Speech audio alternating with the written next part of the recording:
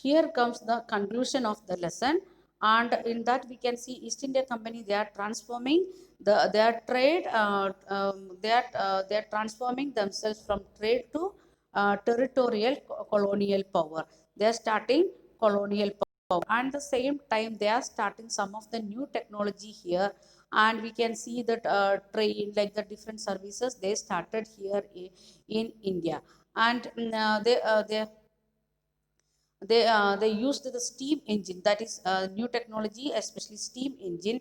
And they started to make steam ship, and with this steam ship they can reach very easily by 3 weeks to India. Before it was taking months to reach here in India because of this wind blowing ships. Now they can't reach very fast. It was taking 6 to 8 month travel. Means once if they went to England, that year they can't come back. That was the condition. Now by 3 weeks they can reach. So the Indian English people, they started to go, they are coming and working here for sometimes. Again in holidays they can go. That was the like that situation it started. Then in 1857, company came to exercise the direct rule over 60 percentage of the country, 60 percentage of the country under the territory. And that was 78 percentage, 78 percentage of the population of the Indian subcontinent. Means 78 percentage population was there in the major cities like Bombay, now we are calling it Mumbai. Then Madras, now present we are calling it as Chennai, we are calling it Chennai. Then Calcutta. Um, these were the major three cities. Under that cities, we can nearby areas also we can see 78 percentage of the population. And the area wise, if you are saying like that, that was 63 percentage of the territory was under the control of British people. Then combined with the indirect influence on the remaining territory, population of the country, even the second part it is saying like that, the this is the 63 percentage, it was direct under the control. 78 percentage also directly under the control of British people. At the same time we can see other areas indirectly controlled.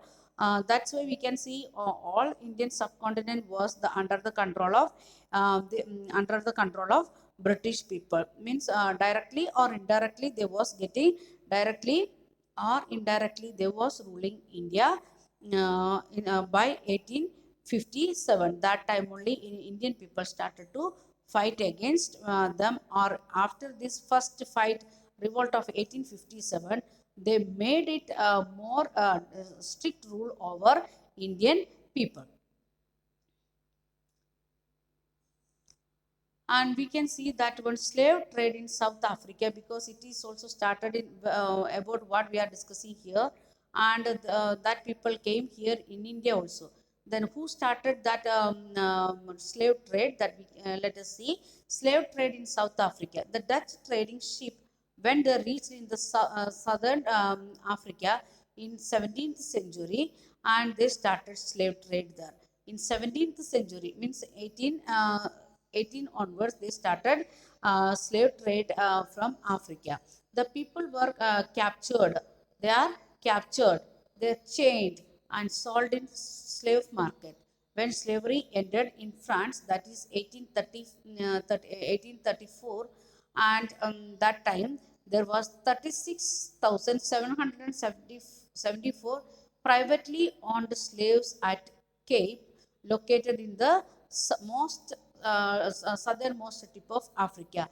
They had 33,774, means almost 37,000 slaves, privately owned slaves was there in the area of Africa. For whom? For France, because they only stopped the first slave trade, stopped by, abolished by France. That you will study in 9th standard when you are going to study the French Revolution. A visitor to the Cape in 1824 has left a moving account on what he saw at the slave trade, how they was doing the slave trade, and in 1824, and it is stopped by 1834. And here it is given the picture how they are chained and taking them to the ship or to the land, and how they are working, that also very clearly he explained that one. And we can do the our homework of the day. Today is 12th 6, and this is our homework that you can do in textbook. TB homework, don't write in notebook, only in textbook. Fill in the blanks, that also your homework that you can do in textbook itself. And uh, next homework, that is you want to find out one of the question answer. We want to find out one question answer already. It is subsidiary lens. Okay. Seventh question of your textbook. Seventh question of your textbook. You can write that one. Explain the system of subsidiary alliance. We studied last day. That also you can write the match the pair, and this one in textbook homework. Then question number 7. Explain the system of subsidiary alliance is the question answer. Which one you want to write in your notebook. Thank you. Have a nice day.